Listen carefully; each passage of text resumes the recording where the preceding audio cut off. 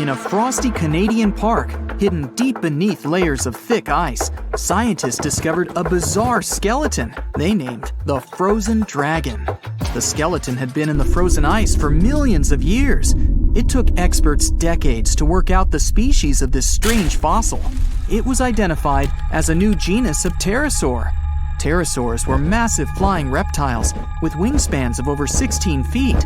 Their heads were 3.5 times the size of their bodies. Pterosaurs lived 76 million years ago when they soared above the dinosaurs. Scientists described them as the biggest, meanest, and most bizarre animals that ever flew. The new genus has been named Cryodragon boreas, which translates to Frozen Dragon of the North Winds. In 2013, a young mountaineer was climbing one of the tallest mountains in Western Europe, Mont Blanc. He noticed a strange metal box poking out of the snow. The mountaineer pried the box open and found that it was filled with precious rubies, emeralds, and sapphires. The climber immediately handed the box to the authorities. It was discovered that the box likely belonged to a passenger on one of 2 flights from India that crashed into the mountain over 50 years ago.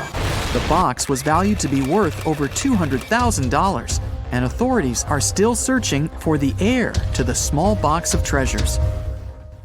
In northwest Siberia in 2007, a reindeer herder was on an outing with his sons when he noticed something strange in the ice. The man realized it was a frozen mammoth calf and immediately contacted the local museum. The calf was named Luba and was the best preserved mammoth mummy in the world at the time of its discovery. Luba had been in the ice for 41,800 years and is around 30 to 35 days old. From trunk to tail, the mammoth calf is roughly the same size as a large calf.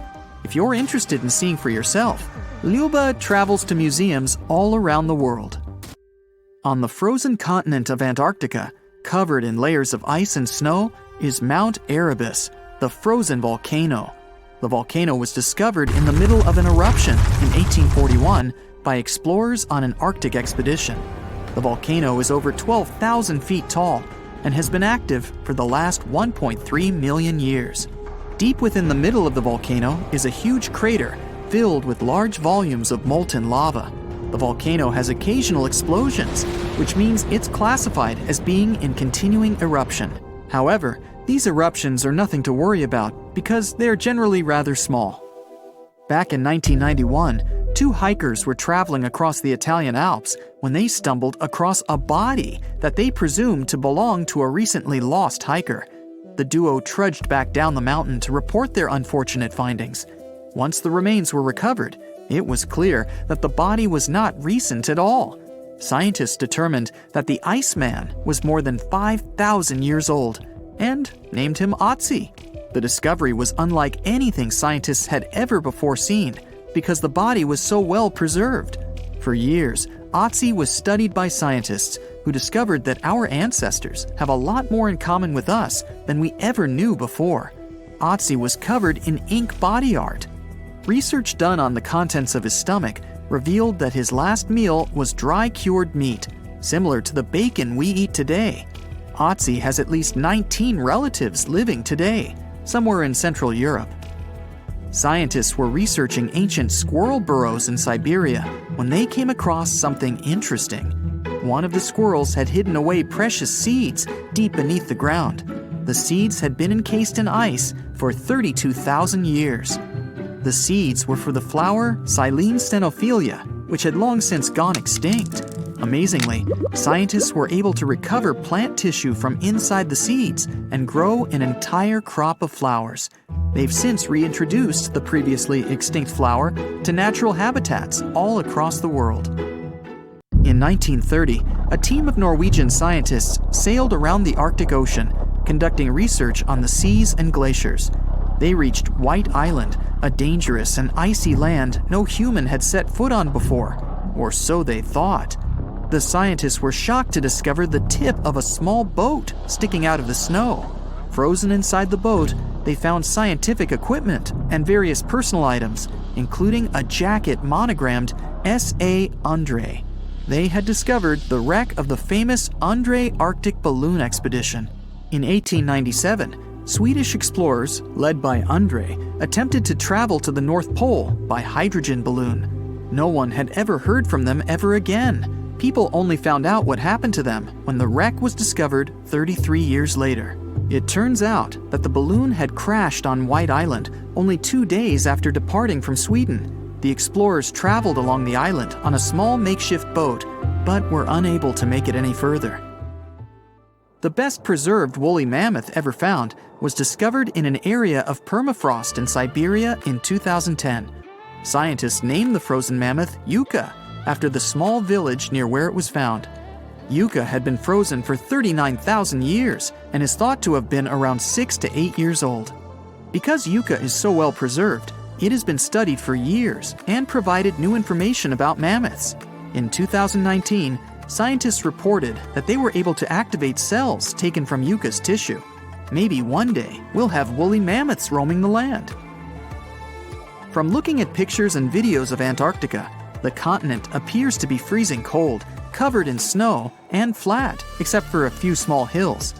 Scientists believe that too. When studying the Gomburtsev Mountains in the early 2000s, they were shocked to discover that the small rocky hills were actually the peak of a gigantic mountain formation under a mile of snow. Using radar technology, researchers worked out that the mountains are really around 10,000 feet tall and sprawl across 750 miles. This is around the same size as the European Alps, except hidden under tons of ice and snow. At a gold mine in Siberia, a businessman was examining a nearby river when he noticed something interesting in the frost. It was a small woolly rhino calf that was later named Sasha. The woolly rhino has been extinct for 15,000 years. It's thought that Sasha could have been frozen in the ice for up to 39,000 years. Sasha is unique because it's the only full-body woolly rhino to have ever been discovered. Glaciers around the northern Italian town of Paleo have begun to melt. Artifacts from decades and even centuries ago have been discovered pouring out of the ice. Personal belongings from soldiers have been found, things like diaries, photographs, and even love letters. Historians have even uncovered an entire cabin preserved beneath the ice. The cabin was filled with hard metal helmets and clothes. In 1845, Sir John Franklin embarked on an ill-fated expedition to the North Pole. The crew traveled on 2 ships, HMS Erebus and the ironically named HMS Terror. The expedition met with disaster, and both ships were lost to the icy waters. In 2016, the HMS Terror was discovered by a team of researchers. Despite being lost for 170 years, the freezing cold waters had maintained the ship in pristine condition. Scientists described the ship as frozen in time. Dinner plates and glasses were still on shelves, beds and desks were still in order, and even the passengers' luggage appeared to be in good condition. The HMS Erebus was also discovered nearby, but due to changing water conditions, the ship wasn't in great shape. The glacial ice surrounding a mountain passageway in Norway that was notoriously used by the Vikings has revealed hundreds of ancient artifacts. One of these artifacts was a giant unopened wooden box that was welded together. Researchers were beside themselves with anticipation, waiting to open this box. They believed it would be filled with Viking treasures or artifacts that would give us an insight into ancient society. When they opened the box, all that was inside was a plain old beeswax candle. It turns out that this box wasn't actually as old as they thought it was. By analyzing the candle, they discovered that the box dates back to the 17th century. The age of the Vikings had ended by the 11th century. It's likely that the candle box belonged to a farmer who was shipping it from his summer farm to his winter farm to light up the long nights. The legend goes that a dwarf named Fafnir was famous for his strength and courage. Because of his qualities, he was tasked with protecting their kingdom. Dwarves were known to gather a lot of wealth, so a bit of added security was a must. I mean, they lived in a house made from gold and precious gems. But Fafnir also had another special talent. He was able to shapeshift. Tricked by Loki, the Norse spirit of mischief, Fafnir was taken over by his greed and the shine of his father's treasure. he decided he did not want to share any of it, not even with his father or his brothers. He stole it and ran away all by himself to a place he'd be hard to find, the middle of the desert. To protect his wealth, Fafnir transformed into a huge dragon. His new appearance looked like a huge snake, powerful and scary. His magical powers did not end there, though. Because the dragon couldn't fly, he also spread poison all around his new home, so no one had a chance to survive if they wanted to take his gold away. Fafnir was soon defeated by a young hero named Sigurd. The legend of Fafnir tries to explain why family is more important than greed. It also shows the many magical powers dragons possess. But the most interesting part is that it's quite a good example of how dragons came to be in our tales. But hey, this is just one of the many stories mentioning dragons. Just switch on your TV or peek into any bookstore, and you'll surely stumble upon dragons somewhere. Variations of dragon-like creatures have been described in stories from all over the world, from Asia to Northern Europe. Most of these creatures are depicted with reptile-like bodies, wings, and claws. And the scariest trait of them all, they can breathe fire out of their mouths. The name of these creatures comes from the Latin word draconum, which translates to huge serpent. But let's take a trip down memory lane to see how it all started. An Asian historian, for example, discovered some fossils back in the 4th century BCE and decided that he'd stumbled upon dragons. It's easy to understand why he got so confused if you look at a fossilized stegosaurus. It was 30 feet long, 14 feet tall, and covered in armored plates and spikes. The Nile crocodile might have gotten mistaken for a dragon too. It still exists today and lives in sub-Saharan Africa. But it may have been more popular in ancient times. When reaching maturity, Nile crocodiles can grow up to 18 feet long. But that's not all. It can even walk with its body off the ground, and some were even pictured standing on their 2 back legs. Goannas are dragon-like lizards that live in Australia. Large as they are, they also have razor-sharp teeth and claws, and are also known to even produce venom. It's easy to see why goannas may be the source for the Australian version of dragons. When humans first discovered whale bones back in the day, we had no idea these animals lived in the sea. Given their size, we surely must have thought they were dangerous. And because we rarely see whales, if we don't go underwater of course, they were poorly understood and easily mistaken for dragons too. Probably the most interesting source of dragon mythology is actually the human brain. In a book called An Instinct for Dragons, there was a theory which claimed that dragons existed in almost all ancient cultures because we had evolved to fear large predators to survive. We aren't the only mammals to do this. Monkeys have an innate fear of snakes and large cats too, for example. When you combine these natural traits with folklore, you get a lot of dragon stories everywhere, adapted to each region. Reptilian beasts with magical powers date back as far as the origins of human civilization itself. I'm talking about ancient Mesopotamia. Humans back then used to believe in all sorts of creatures, but their head spirit was Marduk, the patron of the city of Babylon. If you look at the artwork from back then, Marduk was depicted with a snake-like dragon at his side. It could be either nice or vengeful, depending on what mood it was in. If you want to sign up to become a dragon, the first thing they'll ask you at the interview will be if you can breathe fire, of course. So scientists have tried to look into some ways that could make it real for dragons to breathe out fire without damaging their throats. To do that, they examined the bombardier beetle. This eccentric insect can pack up some really hot substances in its belly. Once the creature gets bothered by something, it shoots out a fiery load of chemicals. In all fairness, it's not really fire, but it does burn, so it's close enough. Going back to dragons, they'd need to have similar glands in their throats to produce the same effect. But where do dragons come from? They didn't just appear out of nowhere, regardless of the source you consult. Some tales, like that of Fafnir, say that even humans can turn into dragons, but the most popular theory is that dragons start out as eggs. Some sources even draft a series of stages a dragon has to go through during its life. Everything starts with hatching. Dragons are said to eat their way out of those shells and break the sides of the egg.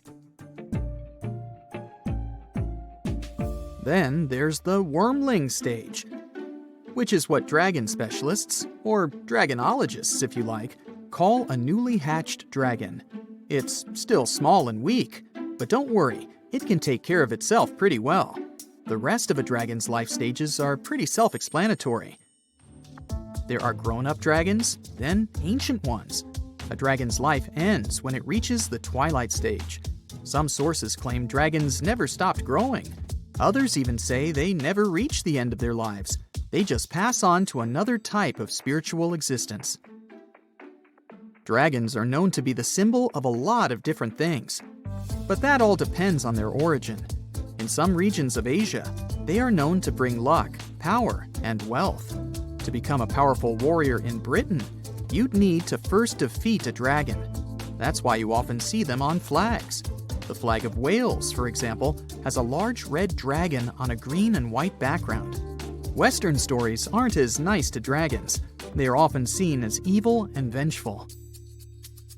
Another myth associated with dragons is that they love gold and precious stones. This greedy side of their temperament seems to date back to ancient Greece, where dragons were tasked with guarding treasures. Some of these guarding dragons were seen in such tales as The Hobbit and in the Harry Potter series. As for dragons' magical abilities, they also vary a lot. Some were said to have blood with supernatural properties. Some were rumored to be able to speak. Others were famous for their wisdom. A lot of dragons in ancient literature could fly or shapeshift, even into humans. Some real-life creatures got their names thanks to bearing a resemblance to dragons, like the dragonfly that has more than 5,000 subspecies we know about.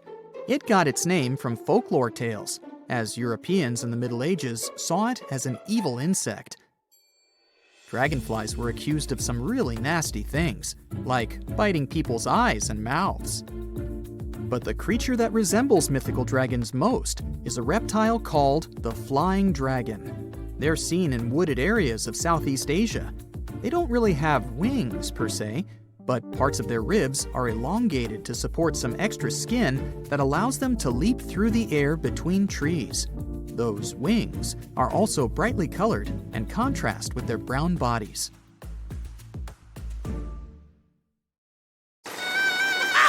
Ah, that's funny. Well, everything is when you're a giant hyena, Pachyrhinoceros. If you want to picture how animals from ancient times look like, just imagine them way bigger with larger and sharper teeth. And wait, like that isn't enough? Yup, you had to be one mighty beast to survive in such times when everything around you is like 5XL. This hyena was up to 3 feet tall with a weight of 400 pounds. That's the size of a modern lion and around 3 times bigger than today's hyena. The ancient one also had shorter legs, which is also the reason plenty of prehistoric creatures went extinct. Over time, they ran out of food, but couldn't run fast or long enough to catch prey. Also, they couldn't escape quickly enough if there was some bigger guy nearby. Ancient and modern hyenas have quite similar habits. Diet, meat, and meat. They both prefer to steal food from other usually smaller predators rather than go hunting on their own. And of course, they're both always smiling at everyone around. Cheese! You always somehow picture sharks as those marine animals we should be afraid of, right? Not whales. They're mostly good-natured, eating their plankton, spraying out water through that hole in their backs and stuff. And of course, they could get a little clumsy from time to time, so they turn over a ship. Anyway, they're not that into hunting humans. Well, if we all lived in the time of this 50-foot, 50-ton whale, Leviathan, I like to call Toothy. Let's just say going to the beach would never be the same. The beast weighed like 6 elephants and was longer than a truck. Oh yeah, about that Toothy thing? This whale had teeth longer than your palm and a quite refined hunting instinct. So it went after all marine animals, including other whales too. Its only rival was the megalodon itself, the only biggest and scariest shark that ever lived on our planet. Okay, of course, this list is full of giant and dangerous animals with extra sharp teeth who you're certainly glad they went extinct. But there's also some close relative to a human ancestor here too. Hello, distant cousin? Paranthropus. So our cousin P had a big brain, well at least for those times, and good reflexes, which is why they could defend themselves against some bigger and less brainy creatures that were after them. They mostly ate plants, roots, nuts, soft fruits, young leaves, probably insects, and seeds. They were around 5 feet tall and 150 pounds in weight. Not that big compared to other prehistoric mammals, but still big enough to survive those tough times. Way to go, P! The next one is, yes, I'm very happy these things went extinct, prehistoric mammal, Gorgonopsia. They were something between mammals and reptiles with, of course, very, very big 5-inch saber-like teeth, an 18-inch long skull, and the size of a modern bear. At their beginnings, these guys were really small, no bigger than a dog. After a while, evolution did its thing and turned them into the biggest carnivores of their time, which was over 250 million years ago. I wasn't around then. Scientists still don't know if they had clear skin, fur, or scales, but they do know these beasts had rather long legs compared to the rest of their body, which means they could run much faster than many other animals from those times. Andrewsarchus, or Andy, my nickname for it, is everything you would attribute to today's predators, such as tigers, wolves, or hyenas. Only a bit more intimidating version, of course, with extremely sharp teeth. Who would have thought the biggest meat-eating mammal that ever lived is actually a part of the family where pigs, camels, and antelopes came from? It had the size of a modern bison, with a weight of at least half a ton. Andy wasn't that picky with the menu, so it went after most other animals that lived back then, which was around 40 million years ago. It seems ancient times were those where tigers or some other predators were afraid of pigs, unlike today. Yup, step back, Terminator pig, Entelodon, is on its way. Okay, research actually showed they were more like hippos, whales, and its cousin Andy. But this cool nickname has already been given, so we can't go back. Early Terminator pigs were no bigger than today's swines, but they grew to become cow-size over time. They also had short snouts, but a couple of million years later, evolution decided that's not scary enough and made their lower and upper jaws much longer. Oh, and they got an even sharper set of canines, a special How to Creep Your Rivals edition. Whew! Finally, an ancient mammal we don't have to be afraid of. Well, at least if we're not in its way, because if this giant accidentally stepped on you, squish. But at least its menu consisted of plants, so we would be safe at some point. Let me introduce you to the gentle giant Thunder Beast, Brontotherium. It had quite a sturdy nasal horn, weighed 3 tons, and was 16 feet in length, which is bigger than a modern rhino. The size, unfortunately, didn't help it much. Andy was always just breathing down its neck, preying at it and its companions. Such a list definitely can't go without the menacing saber-toothed cat. Around 4 feet long, 100 pounds, agile, completely capable of hunting in coordinated packs. But you know cats, they like to brag about the catch they got on their own. That's our Megatherion. You can find her and her companions all over the world, in Europe, Asia, North America, and Africa. Now, we often think all big cats are into running after their prey, but Megan wasn't built for speed at all, nor did it sprint after her prey like some other cats. No, she preferred to wait for the prey to get closer. She would choose a good spot, climb up some tall tree, hide, and simply chill. After a while, some innocent herbivores would go there to drink some water, and bam! Surprise! Megan's down. Her hunting style is something we see in leopards today. Teeth were her main weapon, so gotta watch out for those big upper canines. Oh, finally a name I can more easily pronounce, so I don't have to come up with my own. The giant short-faced bear. This beast could run up to 40 miles per hour. After it cornered its prey, the bear would rear up to its full height, 13 feet, so the poor animal knew nothing good was about to come. Cave bears usually prefer vegetables, but as far as this short-faced one was concerned, nah, meat is way better. It liked to hunt as well as collect what other predators would leave behind. Also, as far as is known, apparently no one ever asked this short-faced bear, "Hey, why the long face?" Leo, the prehistoric lion, Thylacoleo. Gee, sounds like a pharmaceutical. Anyway, 5 feet long, 200 pounds, insanely strong jaws, sharp teeth, long retractable claws, muscular body. Hey, it's me. No, not really. It also had a surprisingly powerful tail. Leo actually comes from the land down under, where ancestral kangaroos lived, and they also had quite strong tails to balance themselves. Okay, speaking of kangaroos, here's one small surprise: Leo's roots. You would think kangaroos, koala bears, and giant wombats were there just to live a happy life until they became someone's breakfast. But their family somehow raised an animal that looked like a saber-toothed tiger but with bigger teeth. Yes, Leo, way to go, breaking the stereotypes. Leo was somewhere at the top of the food chain in his times, even though he had one quite strong rival, a giant monitor lizard, Megalania, or even some plus-size crocodile, Quincana. Okay, move guys, this is not a video about reptiles, wait your turn. Prehistoric age, dinosaurs ruled all over the region, making a mess, while other animals shiver in fear and hide from them. Hey, not so fast, dinos! There's Mr. R, Rapenomamus, a mysterious mammal that decided to stand up to the authorities. He showed up 130 million years ago and was a badger-like 3-foot-long animal. Doesn't sound much compared to the T-Rex and bigger dinos, but was way bigger than some of those feathery dinosaurs from the same time. Not only that, he would eat them. We don't know how exactly, but let's just say Mr. R had his own ways. I'm guessing it was for breakfast. You decided to go scuba diving for the first time. The water is clear and the sun is shining on the seabed. You take a few selfies and the fish swimming by when suddenly the ocean goes pitch black. You look up and, oh my, what is that gigantic animal?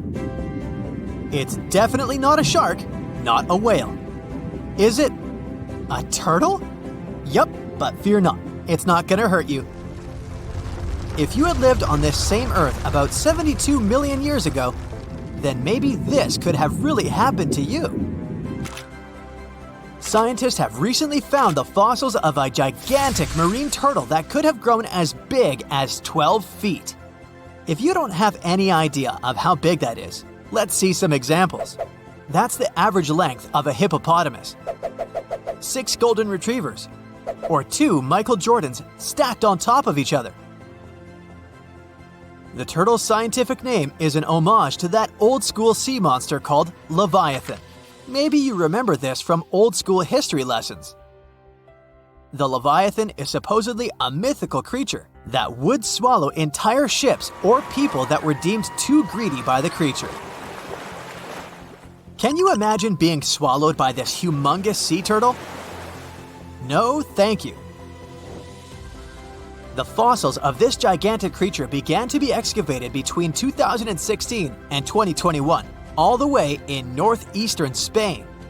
The first fossil was located by a hiker in the Spanish Pyrenees, and it was around 8 inches long. The pelvis of this turtle alone measured around 35 inches. It would definitely be one of the biggest turtles today if it hadn't gone extinct.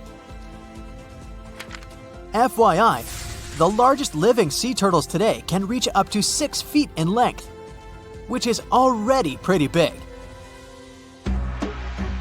Now, how about a gigantic prehistoric scorpion? I bet most people here are not huge fans of these creatures, especially since they're poisonous, which is why the thought of a 9-foot-long aquatic scorpion might be the stuff of nightmares. Let's just say that if they hadn't gone extinct some 400 million years ago, lakes and rivers would be much more dangerous places for humans today. These gigantic insects were considered to be apex predators in their time, hunting everything from fish to other animals, even of their own kind. Yikes! I got goosebumps just imagining these creatures. Should we thank the asteroid that hit our planet now or later on in this video? Another prehistoric animal that would shock humans if it were still alive is the so-called Megatherium, a gigantic sloth. This huge sloth is believed to have grown up to 20 feet long, and its weight could be up to 8,000 pounds.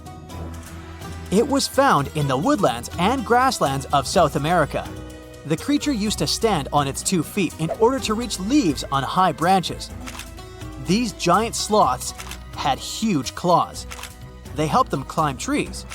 I gotta say, I feel uncomfortable imagining these elephant-sized sloths climbing trees. Oh, of course, some dinosaurs will make our super-sized creatures list. But before that, here's a fun fact. Did you know some dinosaurs are still alive today? Scientists have proven that birds are classified as theropod dinosaurs. Such infamous creatures as the T-Rex and Velociraptor belonged to this group. I'm sure you've heard these names even before you watched Jurassic Park. The Velociraptor is that scary dino that breaks into the kitchen. Well, they evolved, gained some feathers, and turned into various species of birds we know today. That means that any bird from chickens to those little blue ones is a direct descendant of dinosaurs. Now, does the name Spinosaurus ring a bell? You can see this huge dinosaur in some museums today. Its fossils, I mean. The Spinosaurus was one of the biggest land predators to walk Earth. Actually, to walk its land and water, since scientists believe that this dino was semi-aquatic. It fed mostly on meat, which means humans would be its natural prey if it lived today. This meat-eating dino lived around 90 to 100 million years ago. It was about 60 feet long, 12 feet high, and weighed up to 22 tons. Its head was around the size of 8 bowling balls and was shaped like a crocodile's face. Basically, the Spinosaurus was a big African elephant with the face of a crocodile. Just kidding. But that would look funny though, wouldn't it? A much more attractive dino was this guy. It's considered to be the largest dinosaur that has ever lived on our planet. What made it so big was its extremely long neck and very long tail. You wouldn't want to stand behind this creature, believe me. If it decided to swish its tail, you'd get catapulted very far away. This creature lived around 100 million years ago, and its fossils were first found in Argentina around 2012. The dino measured 120 feet from head to tail, which made it almost as big as an American football field in width. And have I mentioned it weighed almost as much as a space shuttle? A staggering 75 tons. If it had been a carnivore, it would have probably been the greatest predator. But this big guy was a peaceful herbivore that had such a long neck that it could eat leaves from high trees. Cute, right? We must also talk about the Shastasaurus. As the name suggests, this animal is popularly known as the Mount Shasta lizard. Even though it was a marine reptile and probably never set foot on the mountain itself, this dino was usually around 23 feet long, but there was a specific strand of this species that could get as big as 69 feet long, about the size of the great blue whale. This made it the biggest marine reptile to have ever lived. A fun fact about the Shastasaurus is that scientists believe it didn't even have teeth, which means it could only feed on soft-bodied prey, such as squid, for example. The next animal on our list is the blue whale. Believe it or not, the biggest living animal on Earth actually started small. These days, the average mature blue whale can reach up to 100 feet in length and weigh up to 200 tons. That's more or less the weight of 40 elephants put together, or 30 Tyrannosaurus rexes, or 2,670 average-sized people. Blue whales have to eat up to 50 million calories per day to support that body. That's the equivalent of 30,000 Big Macs, just FYI. But blue whales weren't always this big. They actually evolved from a four-legged mammal that lived on Earth around 48 million years ago. Their ancestor was called Pachycetus, and it was only 6 feet long. Here's a fun fact. To be able to live in the water as one does today, the blue whale had to go through some intense adaptations. A blue whale can replace up to 80 to 90% of oxygen in its lungs each time it takes a breath. A human replaces only up to 15% for comparison. It allows these animals to dive for up to 1 hour at a time, down to a staggering depth of 330 feet. Elephants were bound to make the list. Elephants are currently the largest land animals on Earth. They can grow to be about 13 feet tall and weigh up to 7 tons. That's pretty small if we compare it to the other animals that once lived on Earth, right? But if we placed a 6-foot-tall human next to an elephant, we'll see it's not at all that small. African elephants are bigger than their close relatives, Asian elephants, and they have a similar lifespan to humans, up to 70 years. Pokemon might have made us collectively wish that salamanders were real-life dragons, although they're not. They can still be pretty cool though. There's a giant species of salamander that is known to be the largest living amphibian. They can grow to be as long as a regular-sized human, reaching up to 6 feet. I bet that wouldn't be a pleasant underwater encounter. Over millions of years, our planet has changed a lot. Ice ages, shifting tectonic plates, global floods, meteorites. Whole species of animals have come and gone over millennia. At some point in all of this, we humans came along. Now imagine a place that was cut off from the rest of the world for 5.5 million years, possibly much more. A place that no human had ever set foot in before. In 1986, we finally found it, Movile Cave. You head to the airport and buy a ticket to Romania. Next, you rent a car and drive southeast. You're looking for Constanța County, right near the Black Sea. Your phone says you're there, so you stop the car and look around. You're in the middle of a deserted field, nothing but a wide, lifeless plain. Then, you see it. A hole in the ground. As you move closer, you realize it's a shaft that leads deep down into the Earth's crust. Before you descend into the darkness, you take a rope, a hard hat, a powerful flashlight, and an oxygen tank. Don't forget to wear your protective suit and oxygen mask. You climb down slowly and look around. It's pitch dark below you, and you feel a little uneasy. But something's off. The darkness. It's not cold. Warm air wafts up from the depths. Finally, you feel the ground under your feet. You look around and see a lot of tunnels ahead that lead into the depths of the cave. The tunnels are covered with dry clay. Moving forward on all fours, you notice something. The air is getting warmer and wetter. You come out of a narrow tunnel and find yourself in a huge cave with a lake in the center. Now for the hard part, you have to dive in. The moment you get in the water, you get attacked by the smell of rotten eggs. You've just touched sulfide water, and now smelly hydrogen sulfide is everywhere. That's not all. The cave is also filled with carbon dioxide. Normal fresh air on the surface is about 20% oxygen, but here it's only 10%. Not enough for us to survive without our trusty oxygen tank. Still, all those other gases give you a nasty headache. You turn on your flashlight to full power and dive under. Somehow, you need to swim through these narrow underwater rifts. There are a lot of them. It looks like an underwater maze. You're a little worried, but your O2 tank is still pretty full. You squeeze through the rifts and finally find an open area. You freeze. From above, below, from all sides, you start to hear the sound of crawling creatures. The flashlight beam catches thousands of slippery, fast insects. This cave contains 48 species, 33 of which are completely new to us. Strange white snails crawl along the walls, and transparent shrimps, even small leeches, swim in the water. White centipedes with huge whiskers and transparent spiders shuffle around under your feet. There are even 2 species of scorpion, as if you weren't scared enough. Water scorpions and another kind, as yet unidentified. It's not exactly your typical desert scorpion.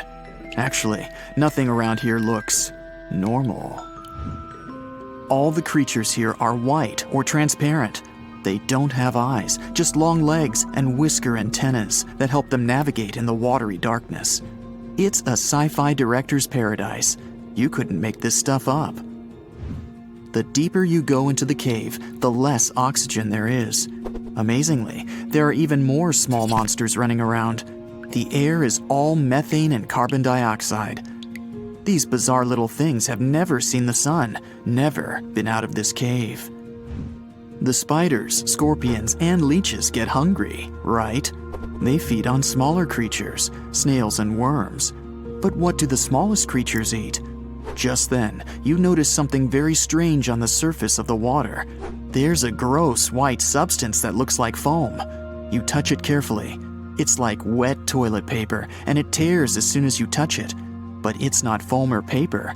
It's billions of living organisms, bacteria, called autotrophs. These bacteria make food from carbon dioxide, but they don't make it from the air like plants or trees. They use water. It's called chemosynthesis. These tiny bacteria excrete their unused food, and bigger ones come along and eat it. Then the tiny snails and worms eat the big bacteria. A whole wacky, unique food cycle deep underground in a random cave in Romania. That's why you need that protective suit and mask. It's not just for your comfort and safety. Without the suit, you might accidentally leave behind some human bacteria from your skin or something. It could ruin the delicate balance of life in this underwater world. The underwater cave is too small and dangerous for expensive scientific equipment, so you grab a couple of samples of water, land, and air and get out of there as fast as possible. The cave hasn't been fully explored yet. The Romanian authorities don't allow just anyone to scuba dive on down there. Let's see in a few years. Who knows what else they'll find? You're back at your fancy lab, and you start to understand why that cave is such a big deal. The conditions in Movile are almost the same as in the first years of Earth's existence. Back then, our world was shielded from the sun by a dense atmosphere. It's actually possible that the microbes found in the cave are the same ones that were around way back when life began. These bacteria could turn out to be incredibly useful. They oxidize the dangerous gases, methane, and carbon dioxide. Basically, they make them harmless. Thanks, little guys. Movile Cave isn't the only extreme place on Earth where life still finds a way to survive and thrive. Picture the Eiffel Tower in Paris. Now imagine 10 of them on top of each other. Now imagine drilling down that deep. Got it? Life still goes on, even this far down. There's almost no oxygen there. The pressure is insanely high, and it's hotter than the hottest desert. Welcome to the nematode empire. Nematodes are worms, and these wiggly dudes are tough as nails. When there's no air, no food, or it's just too hot, they transform. It's called the Dower stage. It's a state of stasis, of deep hibernation. The worm's metabolism slows way down. It's like they go to sleep for a long time and only wake up when there's enough air or food around, or when it gets cool enough. And you don't have to dig that deep to find these creatures. Nematodes are found all over the world. They live in hot springs, in deserts, high up in the mountains, in the harsh cold of Antarctica, inside animals, and even inside the human body. You don't have to travel to Mars to find out of this world scenery. There are places on Earth that look unreal. The Danakil Depression in Ethiopia is one of the hottest, driest, and most inaccessible places anywhere on Earth. It's a large desert that gets almost no rain, but there's still plenty of liquid around. It sits on 2 active volcanoes, so liquid hot magma often flows up from under the Earth's crust. There are also colorful lakes full of acidic water. The salt from the lakes reacts with volcanic minerals, making bizarre figures that look like the backdrop of a sci-fi movie. Toxic gases and chlorine vapors rise up from the lakes, making it one of the most dangerous places on Earth. You need a gas mask to survive, but life always finds a way. There are living things here, even in a lake so hot that the acidic water actually boils. Microbes live happily in the lakes and surrounding rocks. If something can survive here, who knows? You can find another tough survivor in the Lut Desert in Iran. They've just discovered a new and special kind of crustacean there. These creatures live in small lakes that appear from time to time thanks to desert rains. This species can survive for decades in dry sediments, just waiting for a tiny bit of water. So these are all very small life forms, but are you in the mood for some monsters? Scientists have just discovered them swimming in the waters off Antarctica. Massive sea spiders, huge starfish, transparent shrimp-like things. In 1 month, researchers found about 30,000 sea creatures, many of them never seen before. Who knows what else is down there?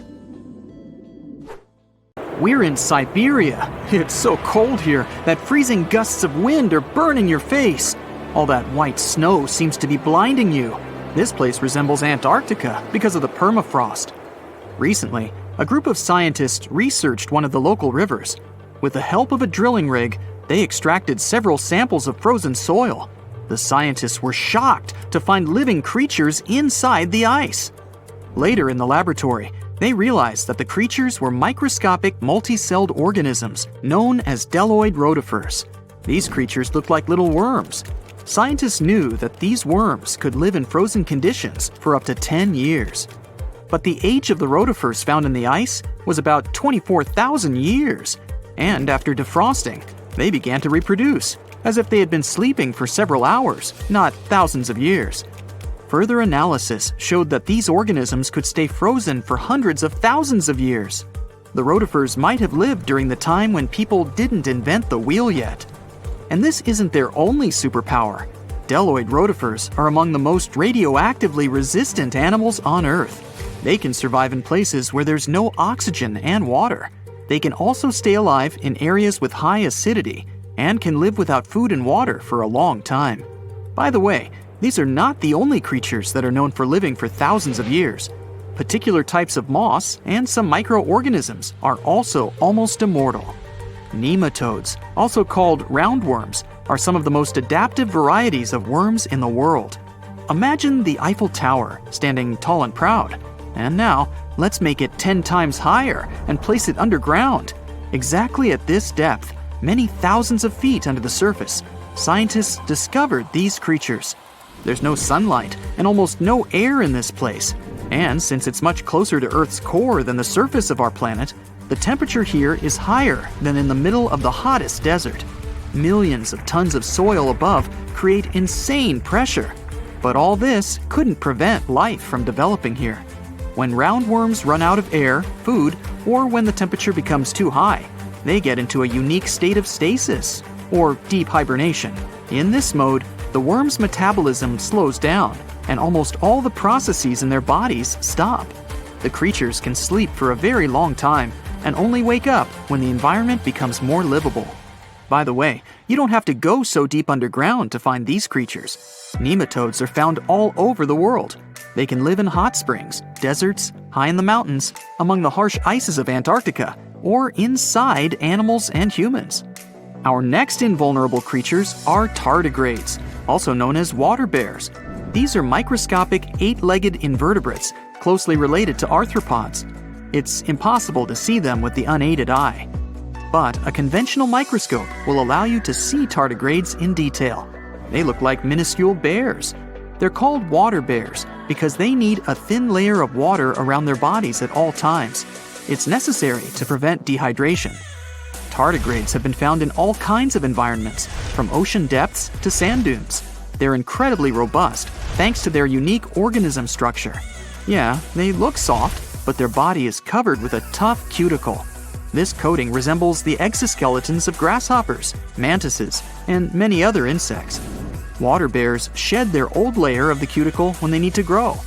Each of their 8 legs has 4 to 6 claws, which helps them cling to any surface. The bears can survive at a temperature that's almost 3 times as cold as the temperature in the ice of Antarctica. Heat doesn't harm them either. They have been proved to survive at the temperature that makes water boil. Also, water bears are not afraid of radiation and high pressure. In the depths of the ocean, pressure can destroy alloys of the strongest metals, but these creatures can withstand pressures 6 times greater. But the coolest thing is that they can live in the vacuum of space. Our planet has a magnetic field. This is a shield that protects us from solar radiation. Tardigrades don't need this protection. They can go into near-Earth orbit and come back unharmed, all thanks to a protein protecting their DNA from ionizing radiation. Like other immortal organisms, water bears can fall into a state of cryptobiosis. Tardigrades pull their head and legs inside their bodies and fall asleep. If the surrounding conditions suggest freezing, drying out, or experiencing a lack of oxygen, they will remain in this barrel form until the situation improves. So those are microscopic organisms and microbes that can only be seen through a microscope. But how about something bigger? Meet ironclad beetles. They live in the southwestern US and Mexico.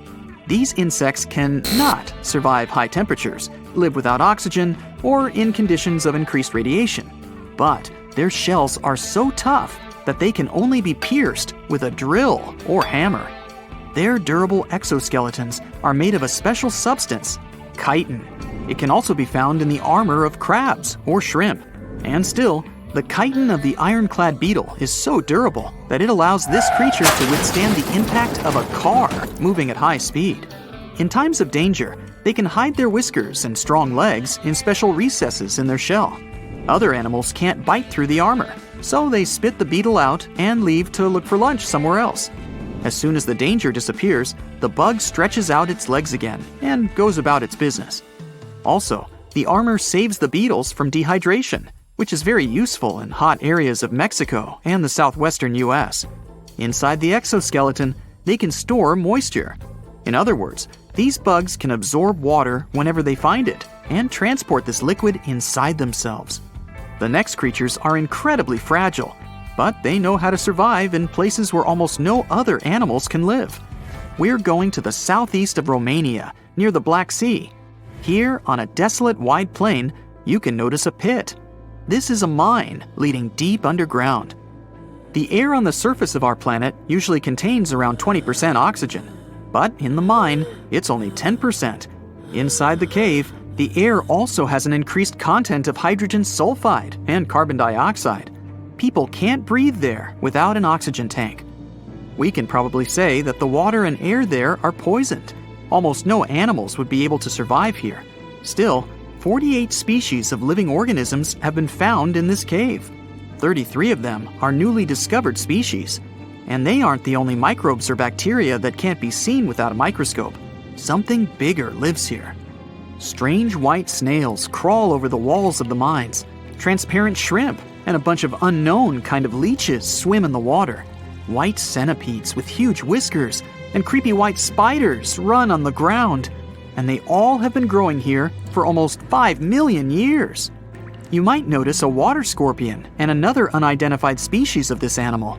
It doesn't look like its relatives living in hot sands or tropical forests. No living creature here looks ordinary at all. All animals are either white or transparent. They have no eyes, but are equipped with long paws and antennae whiskers that help them navigate in this dark space. The deeper you go into the cave, the less oxygen the air contains.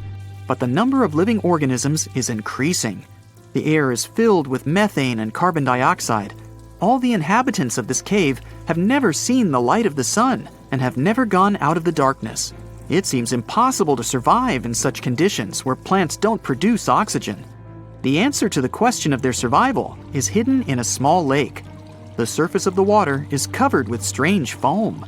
If you look closely, you can see that this white substance is alive. It resembles soft, wet paper that is easy to tear. The thing is billions of living organisms, bacteria called autotrophs.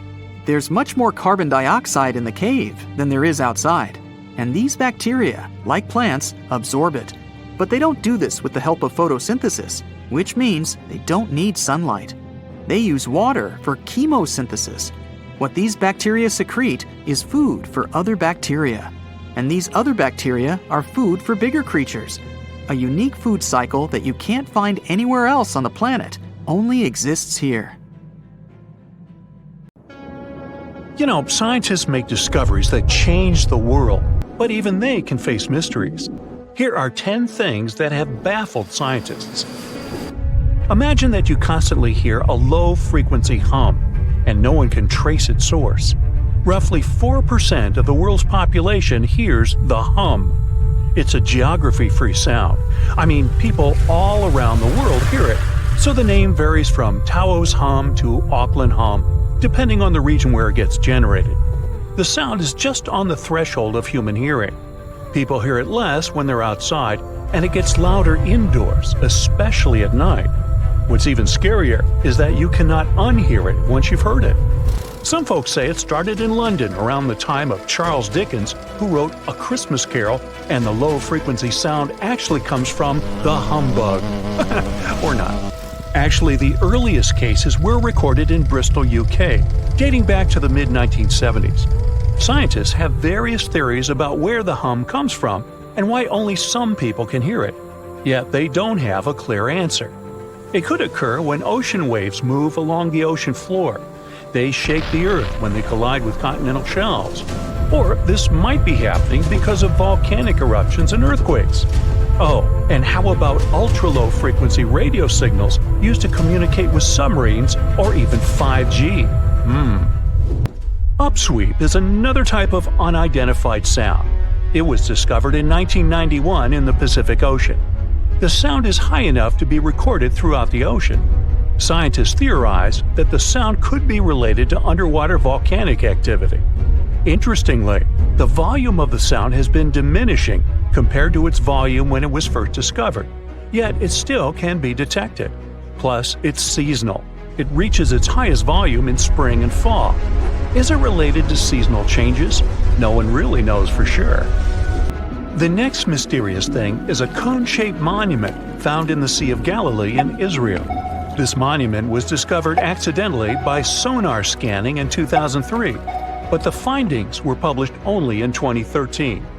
The monument weighs 60,000 tons. It was once submerged by rising waters. Archaeologists say the monument is enigmatic because they can't figure out where it's from. They don't know what it's connected to or its function. So this big and unusual thing remains a mystery. Now let's move to Göbekli Tepe, Turkey. This place offers you one of the most archaeologically significant sites in the world. Why is it important? Well, it has massive carved stones about 11,000 years old. To put it in perspective, they're 6,000 years older than Stonehenge. Ancient people placed these stones before they began farming or crafting metal tools or pottery. So the existence of this place goes against the chronology of civilization we're familiar with, where people farmed first and built second. Apparently, it wasn't like that. In any case, a good question is, what was the purpose of this site? Was it built to worship some spirits? Yep, archaeologists believe it might be the world's oldest temple. Okay, say this with me. Paleodictyon notusum. Yeah, I know it sounds like a chemical formula. This is a living fossil found deep down on the ocean floor. A creature makes these hexagonal burrows, that for sure. Yet scientists can't identify the artist. Now, what do I mean by living fossil? Well, Paleodictyon notusum is a creature believed to produce a burrow nearly identical to Paleodictyon fossils. Is it a worm-like animal that made them? Scientists don't know. One thing is clear. This isn't some random stuff created by geological forces. Now, speaking of fossils, take a look at this giant one. Its informal name is Godzillius. It was discovered in 2011 by an amateur paleontologist. This is a scientist who studies the history of life on Earth by analyzing fossil records. Anyway, back to Godzillius. It's almost 7 feet in length and 9 feet tall if you were to measure it upright. This fossil is 450 million years old, coming from the time when Cincinnati was underwater. It might be a fossilized algae mat, but some scientists have different opinions. This is a massive tunnel found in South America. The tunnel is at least 8,000 to 10,000 years old. At first, researchers discovered a couple of colossal burrows. They were enormous and neatly constructed. Geologists were amazed, saying they had never seen such structures before. There's no known geologic process to explain their formation. I mean, researchers have known about the burrows since the 1930s, but back then they believed that these tunnels were just some sort of archaeological construction, until they discovered huge claw marks on the walls and ceiling. They reasoned that some extinct species could be the ones to have left these marks. Many geologists strongly believe they found the burrows of giant ground sloths and armadillos. The structure is the largest known burrow from the Paleolithic age in the Amazon. Yet experts have many questions. How come such a deliberate-looking structure could form naturally? A researcher then discovered another strange cave. This one was hundreds of miles away from the massive tunnel. Fast forward, there are now more than 1,500 burrows from the Paleolithic age found in Brazil. What's even more interesting is that some of these caves are connected to tunnels that sometimes lead to chambers. I'll continue with a natural phenomenon. What if I told you that every year, especially in October, fireballs appear on the Mekong River in Thailand? According to legends, Naga fireballs are a call for Buddha to return to Earth, and river serpents are the ones making these calls. Well, that's a myth, but what does science say about it? Is it related to a flammable gas? There are no clear answers yet. These fireballs appear to rise from the water. They can go as high as almost 990 feet. They're like fireworks, disappearing rapidly. They typically glow with a reddish or orange color. I'll mention some legends too, because why not? They're thrilling. And it would be a shame not to include the one about the lost city of Atlantis. As you may know, the legend says that Atlantis submerged into the ocean around 11,000 years ago. Since then, not just scientists, but also treasure hunters and philosophers have been searching for the lost world. Could Bimini Road be a trace? In 1968, a diver found strange stones off the coast of North Bimini Island in the Bahamas. The stones look human-made. It's like they were evenly spaced out and laid in an orderly row. It baffled scientists, but not for long. Carbon dating analysis of the blocks revealed that geological forces created the road naturally. There weren't any tool marks or signs indicating that the blocks had been stacked or something. The research is continuing, but yeah, scientists generally believe that the rocks were created by erosion. Well, I guess the time of Atlantis hasn't come yet. Okay, picture this. You're wandering on the beach, and you see dozens of octopuses walking past. In 2017, a group of people from Wales witnessed exactly this. Why did these creatures come out of the ocean? No one knows the answer. The group reported that they had seen 20 to 30 octopi crawling on the sand. The people looked for some signs of injury, but found nothing. They said that they had carried the animals back to the ocean. Interestingly, these creatures kept crawling onto the shore when people were asleep. Experts say that it's hard to be sure of the reason that pushed the animals to the beach without conducting a physical examination. They're still speculating about the reason behind this unusual and rare occurrence. Could it be overcrowding? Furthermore, the octopi were well armed. A separate study points out that the more fishers hunt large animals that feed on octopuses, the more the octopus population grows. Maybe that's why these creatures have to go farther to find food or shelter. But without proper research, these are only theories. There's a lot we don't know about space, too. So here's a bonus fact about the yellowish source of life in the solar system. Scientists have discovered a new type of wave inside the sun. These waves move in the opposite direction to the sun's rotation. Plus, they move super fast, so fast that it's beyond our understanding. Researchers have different theories about the function of the waves. If they figure out their role, this could give them additional insight into the processes happening inside the sun. And yes, the octopi were well armed. We've all been afraid of the dark at some point in our lives, haven't we? I mean, do you remember getting tucked into bed by your mom or dad after they read you some scary fairy tale with monsters and dragons or even dinosaurs? But just as your parents were about to turn the lights off and silently step out of your room, you remembered. What if there was something hiding under your bed? Or worse, what if some spooky creature was stuck somewhere in the closet? You could probably get up and check, but it was too dark out there. Wouldn't it be great to have some source of light that would come from within your body? You could always use it whenever you get surrounded by darkness. Unfortunately, as humans, we aren't able to do that. But there are a bunch of creatures out there that can, in fact, light themselves up. That's thanks to a little something scientists call bioluminescence. Animals and fish living in the ocean tend to have this talent more often than others. And you can find these creatures anywhere, close to the surface or deep down at the bottom. 2.5 miles deep if you have a knack for numbers. These creatures use their light for a lot of things, like communicating with other members of their species, luring in prey, and even scaring away enemies. Bioluminescence is basically an organism's ability to emit its own light. Chemistry has a lot to do with it. Such animals use two chemicals, one called luciferin and the other called luciferase. Add a bit of oxygen and bam! Light! Should you ever wonder if you actually observe bioluminescence or if someone just dropped a glow stick in the ocean, be on the lookout for neon blue, green, or even red sparkles in the sea. They're usually spread over a large area. This can even make the water look like glitter or a starry sky. You can thank squid, tiny crustaceans, and algae for this romantic atmosphere. Now, I've got another unusual phenomenon for you. How about a golden waterfall? I'm not kidding, it actually exists, and it's a natural phenomenon. To see it, you have to drive to Yosemite National Park to the Horsetail Fall. Make sure to plan your trip in winter or early spring. That's the only time during the year when you can see this awesome phenomenon. It doesn't need any scientific explanation. It's nothing more than sunlight at dusk hitting the waterfall in such a unique way that it makes it look like a river of lava. Or gold, your choice. That's the reason why during this time of year, the Horsetail Fall is also named the Fire Fall.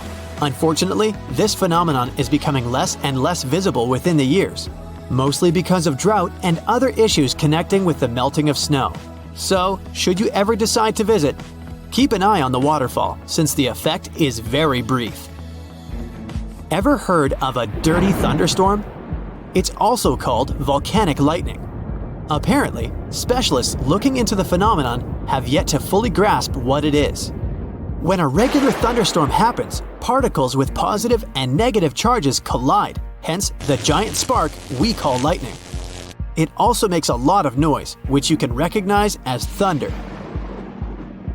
But when a volcano is erupting, some of the volcanic ash particles get electrically charged, and while getting projected into the air with a huge force, they collide and cause electrical discharges. This whole process makes it look like there's lightning coming from the volcano itself. Imagine all that ash, gas, and smoke coming from the crater, and then add some electricity to the mix. It'll make the whole picture look really bizarre. No wonder this phenomenon is called the dirty thunderstorm. Now, how about clouds that look like waves? Those are called asperitas clouds, and they're actually quite close to the ground, unlike your regular day-to-day clouds. The name comes from the word aspero, which in Latin translates to rough or uneven. On rare occasion, you may spot such clouds when the weather is calm, but they're mostly associated with thunderstorms. These clouds appear during unstable atmospheric conditions, and surprisingly, they don't produce rain. Even though they do resemble dark storm-like clouds, they also create random patterns, tricking your eyes into thinking you're looking at the surface of the sea from under the water. Another impressive kind of cloud is called mammatus clouds. What makes them so special is a series of bulges emerging from the base of each cloud. One such cloud enters a level in the atmosphere where the wind direction changes. You can see these wave-like patterns in the sky.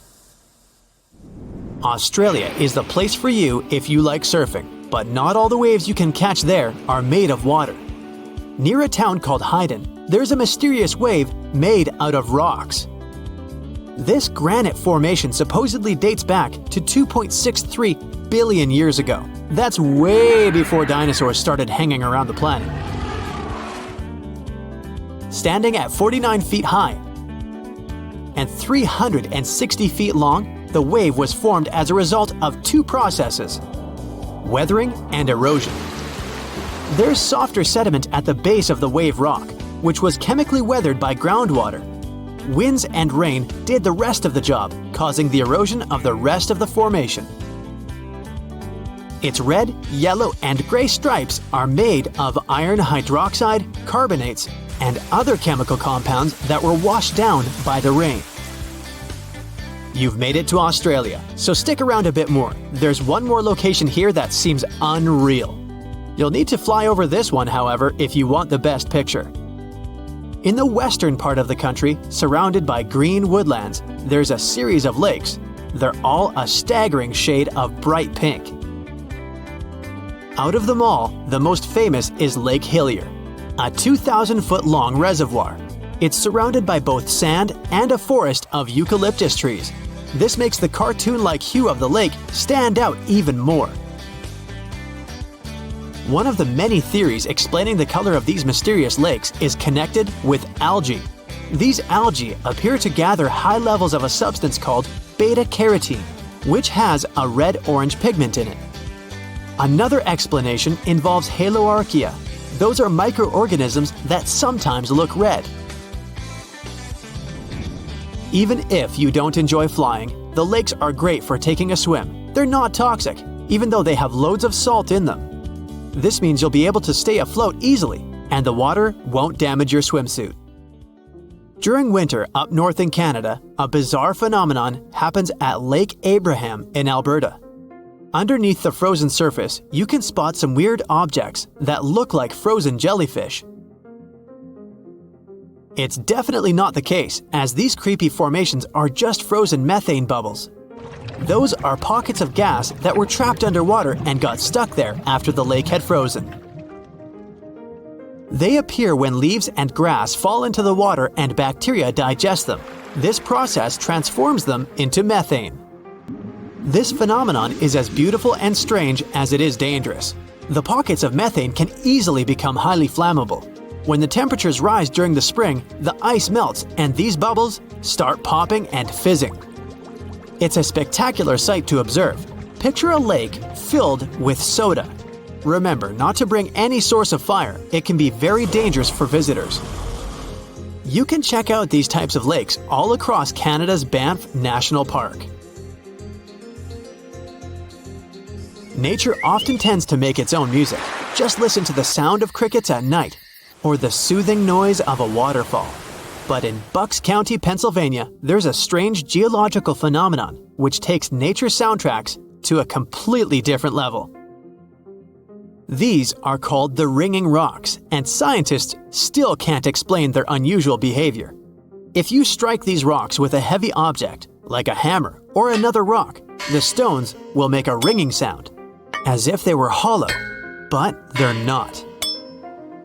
What makes the ringing rocks even more bizarre, apart from the mysterious sound they make, is that no animal wants to hang around there.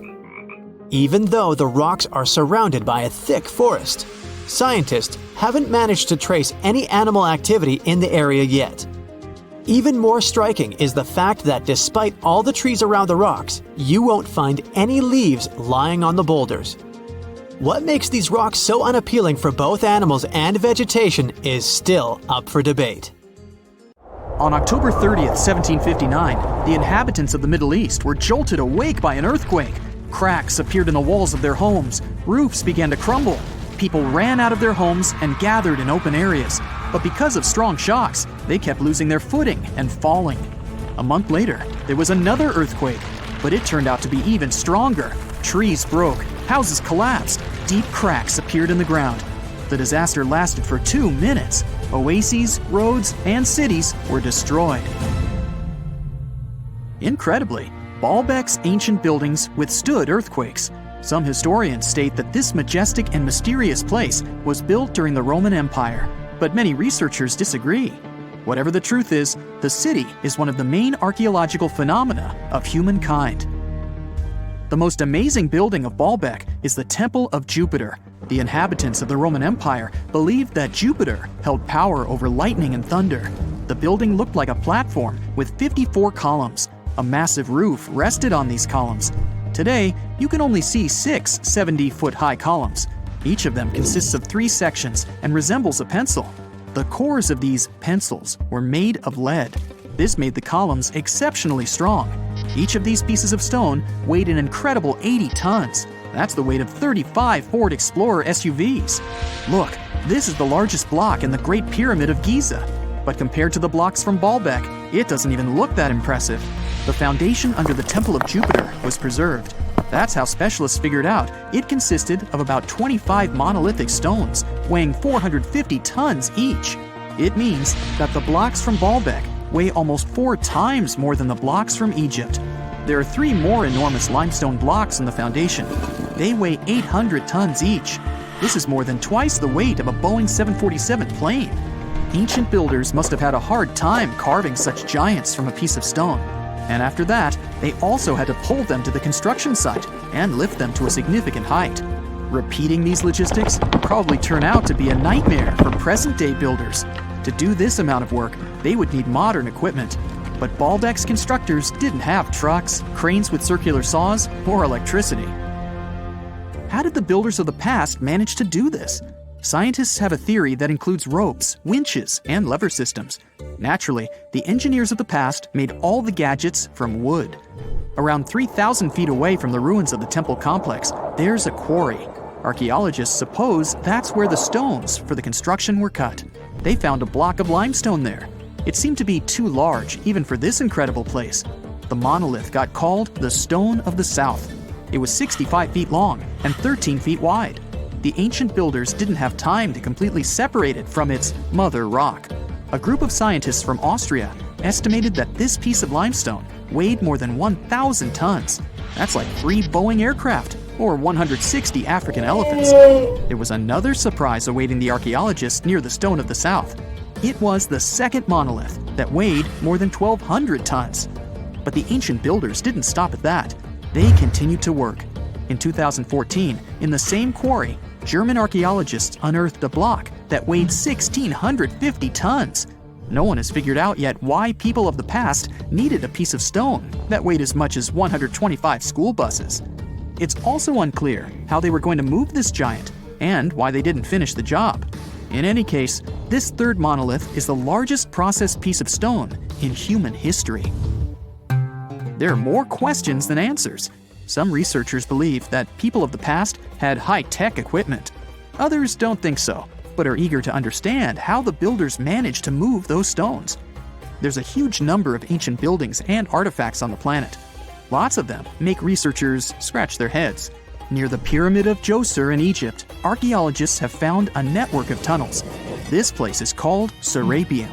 It contains 24 sarcophagi weighing from 70 to 100 tons. The giant boxes are carved from a single piece of granite and covered with heavy lids. The sarcophagi are perfectly symmetrical. To the touch, their walls are as smooth as glass. Even with the current level of technology, this is very difficult to do. But the ancient Egyptians managed this feat. The Lycurgus cup is a priceless artifact and example of ancient nanotechnology. It's made of glass that can change its color. If you put a source of light in front of the cup, it turns green. If the light is behind the goblet, it becomes deep red. In this case, the figure of Greek king Lycurgus turns pale purple. Scientists understood how this color change worked only at the end of the 20th century. Through microscopes, they saw nanoparticles of silver, gold, and copper. They had been added to the glass matrix.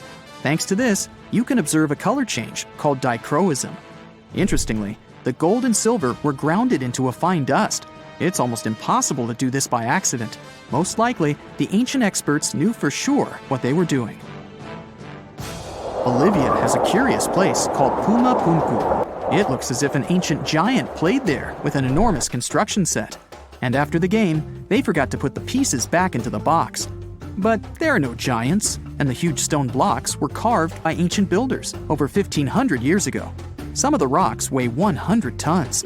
The blocks were brought to an altitude of almost 13,000 feet above sea level from the quarry 60 miles away from the construction site. There's no forest in that area.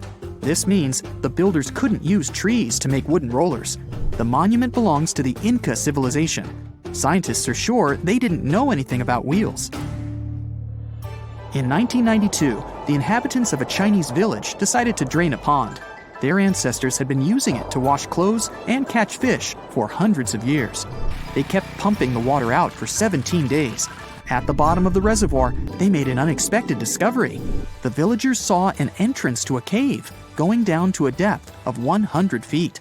The incredible find was named the Long Yu Caves. Unknown builders carved out 320,000 square feet of galleries.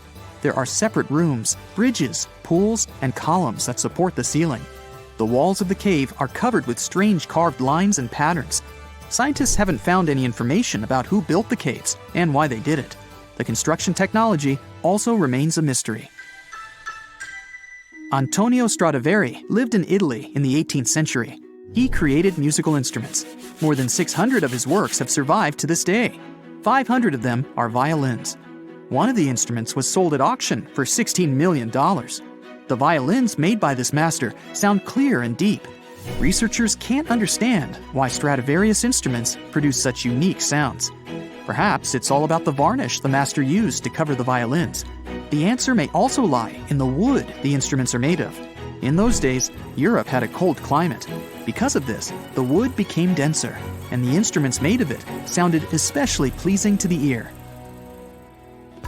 In the Indian city of Delhi, there's a 23-foot-high pole. It weighs 6.5 tons and is made of 98% wrought iron. The 1,600-year-old pillar has no signs of rust or decay. Scientists believe that the monument is so well preserved thanks to the dry weather and the chemical composition of the metal. It might be resistant to corrosion. And still, researchers don't know how the blacksmiths managed to make an iron pillar that's not afraid of rust. It seems like a tough feat, even for modern metallurgists. The Al-Nasla rock is divided into two parts by a perfectly straight slit. Each boulder stands on a small pedestal. Some people believe this is the evidence of ancient laser technology. But geologists think the split happened due to the ground shifting or natural vibrations that occurred under the rock. This process led to the appearance of the crack. It had been deepening for thousands of years, and gradually, the natural monument took the form you can see today. When we look at creatures in the animal kingdom, we often have the following thought. If they have similar traits, they must be related somehow. Zebras, horses, and camels must have some common ancestor. Same goes for dogs and jackals. Somewhere back in their lineage, they must have some common great-great-great-grand wolf, right? Well, the way evolution works in nature is way more complex. Take, for instance, convergent evolution, which is when different creatures evolve independently from each other but end up having similar traits. We only need to look at sharks and dolphins to see how this works. At first glance, they look very similar, aquatic creatures with some species having roughly the same size. But turns out they're mostly unrelated. Sharks are fish. They reproduce by laying eggs and evolved to have the ability to sniff out blood in the water to feed themselves. Dolphins, on the other hand, are mammals. They're friendly and have a way more interesting social life. Take bottlenose dolphins, which have their own special whistles that they use similar to how humans use their names. Not only do they develop this type of whistle to introduce themselves to other dolphins, but they can also learn such names so they can better communicate with each other. Sure, sharks and dolphins did have a common ancestor, but this one lived in the sea almost 300 million years ago.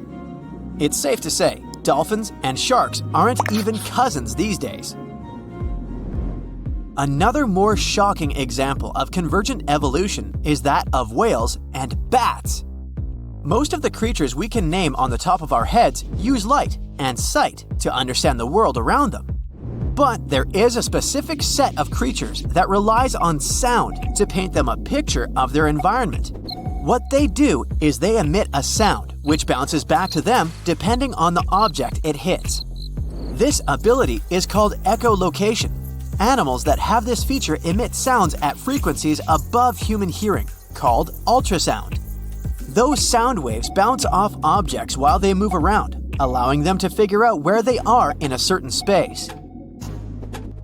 Echolocation is mostly used by toothed whales and by some species of bats. What's similar in both of these animals is that they need to hunt in the darkness. Despite this, they echolocate in very different ways. Bats, for instance, use their throats to generate ultrasound from their mouth or nose. Then, they proceed to listen for changes in the echoes. Their echolocation is so finely tuned that they can distinguish targets less than 0.01 inches apart, even if their target is moving. Whales, on the other hand, echolocate by pushing air through their nasal cavity. This movement creates vibrations in a special fatty organ called the melon. This organ focuses and modulates the sound, which then passes into the water around the whale. Whales then pick up the reflections of these sounds through their lower jaw and around the ears. Another striking example of evolutionary convergence is that of Ichthyosaurus and dolphins. Visually, the Mesozoic fish lizards named Ichthyosaurus seem very similar to modern dolphins. But the friendly mammals are much more related to giraffes and camels than the ancient creatures. Despite being 200 million years apart, they do share some common traits which mislead people into thinking they belong to the same species. But that's mostly because they lived in the same environment. They both evolved to feature dorsal fins, which keep them balanced while swimming. Now, let's look at Phytosaurus and crocodiles. The first ones were reptiles that roamed the Earth back in the Triassic period. They weren't dinosaurs, but they lived at the same time as the first dinosaurs did. Even though they look very similar, the first crocodiles popped up more than 70 million years later in the Cretaceous period. These two even fooled paleontologists at first. They initially assumed that phytosaurs were the ancestors of crocodiles. Placodonts and turtles look similar too.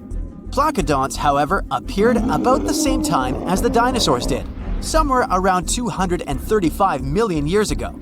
Like modern turtles, they lived in marine environments, but they were surrounded by predators. So, they evolved to have really strong shells to protect themselves. Turtles, however, made it to the scene around 100 million years later. Even modern cats have ancient lookalikes. They were called the Sparacidons, but they were carnivores and marsupials. They used to live in the South American area and resembled the saber-toothed tiger, which is now extinct. Speaking of saber-toothed tigers, how about one that's also related to the kangaroo? Yeah, this creature used to freely roam the Earth around 300 million years ago. The Thylacosmilus may have looked like a feline, but it was a marsupial, meaning it had a pouch of skin in which it carried its pups for a certain period after their birth, like kangaroos and opossums do today. It's difficult to estimate what they looked like since a full skeleton has never been found, but we do know they weighed between 180 to 260 pounds. When we picture a present-day elephant, we always imagine them with their tusks protruding upwards. Well, that's not how their ancestors did it. About 20 million years ago, there lived a prehistoric elephant-like creature named Deinotherium. It did, however, have both tusks curving down from their jaw. As with many other prehistoric creatures, we don't know why they had this feature the other way around.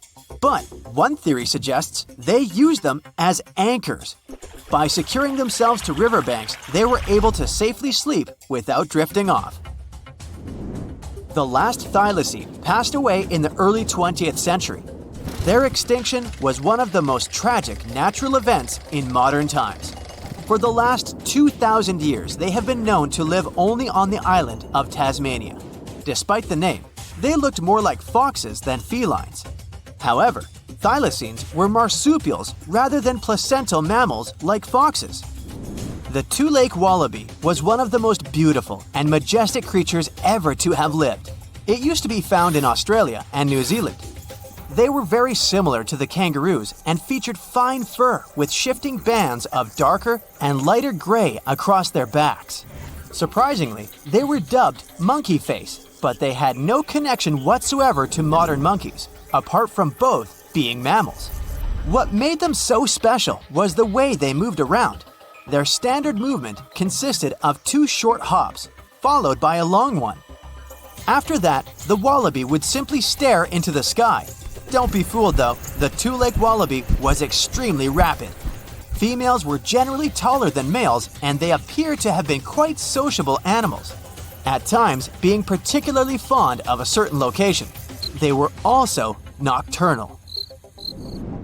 Hyracoodonts and horses share a lot of similar features, but hyracoodonts used to exist in the Eocene and Oligocene periods, and they went extinct around 23 million years ago. In their whole group, they featured very diverse species and came in many different sizes, from the small pony-like to the colossal Paraceratherium, which is one of the largest land-living mammals ever to exist. Modern horses, however, appeared around 2 million years ago. Let's do a little experiment together.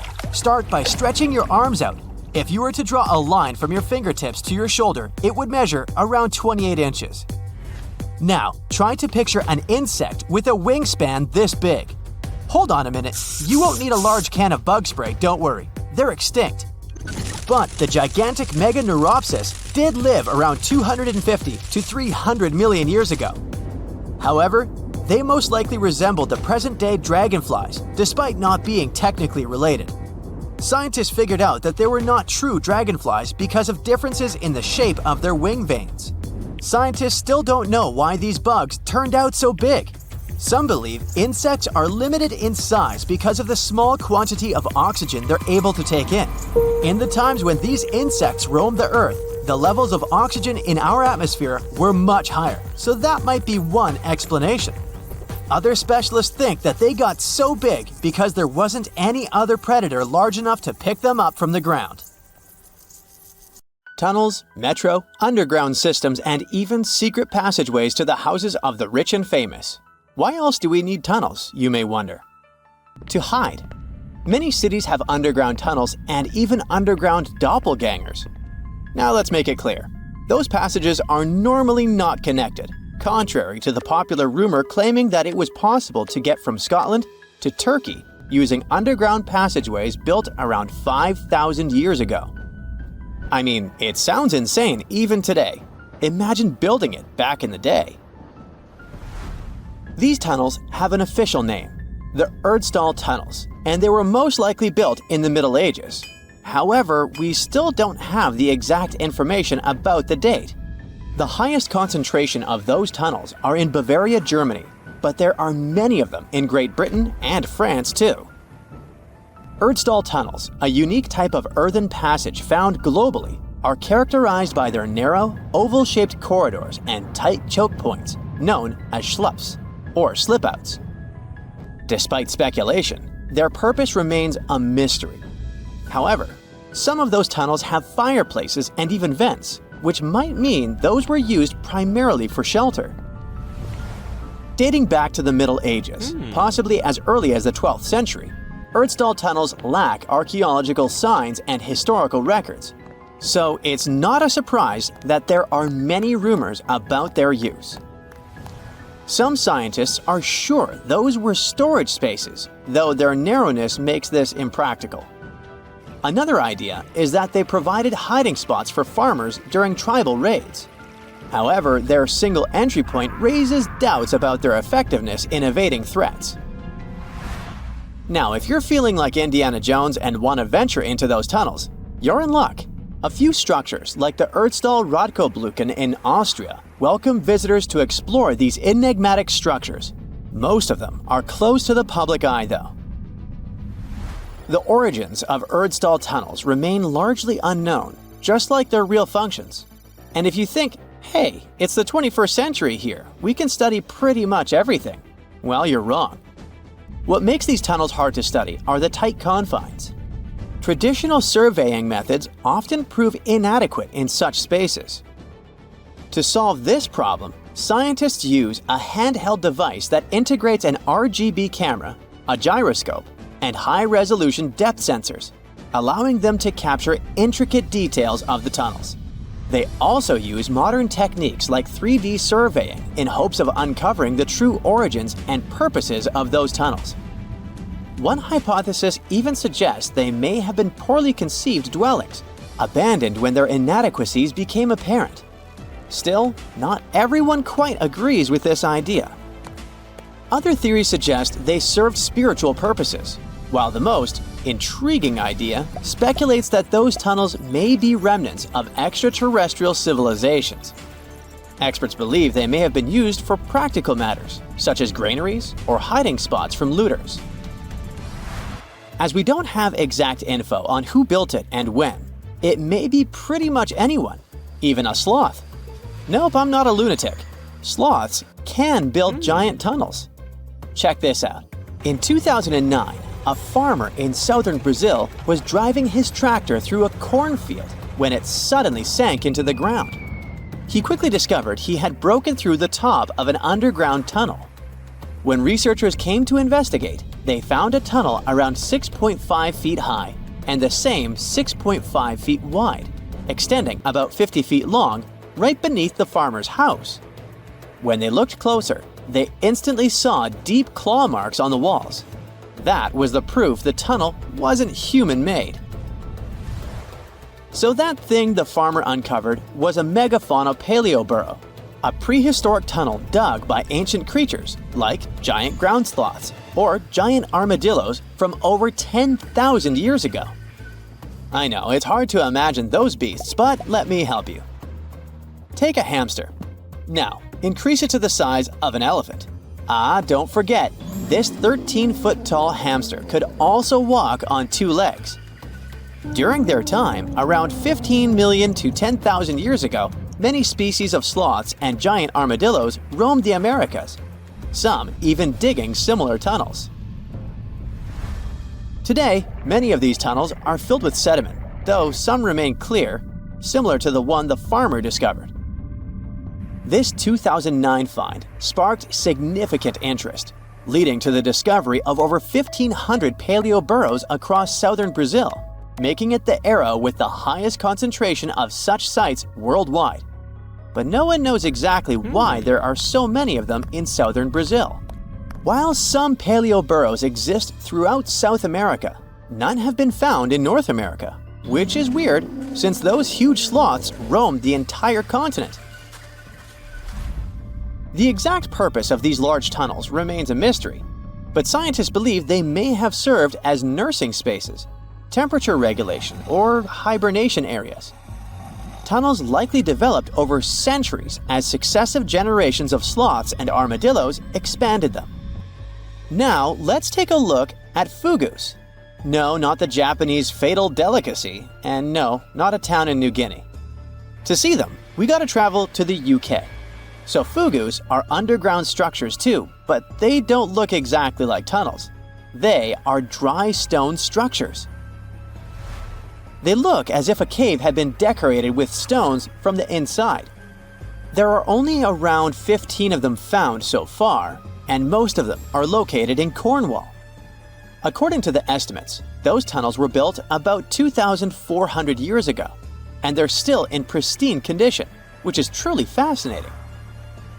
I mean, back in the day, people had no cool machinery whatsoever, yet their structures still last. And if you dare to buy an apartment today, well, chances are you won't be too happy about the quality. Going back to our fougous, there's nothing extraordinary about their supposed purpose. They could be used for spiritual purposes, as a place to hide, or a food storage. The latest application, though, is a bit weird. I guess it's not a secret for anyone that England is famous for its excessive humidity. And if you want to store your food properly, you gotta avoid the humidity at all costs. Otherwise, say welcome to mold and fungi. But ancient people weren't dull-witted at all, or they wouldn't have survived, and you and I wouldn't be around now. So they might have adapted those fougous to store just some products, those that already had natural molds in them, assisting in the preservation of perishable food, like milk, butter, and cheese. But hey, those are just speculations. The true reason why they were built remains unknown. What makes Fougous unique is that they are intentionally built tunnels, not just excavated mines like those in Wales.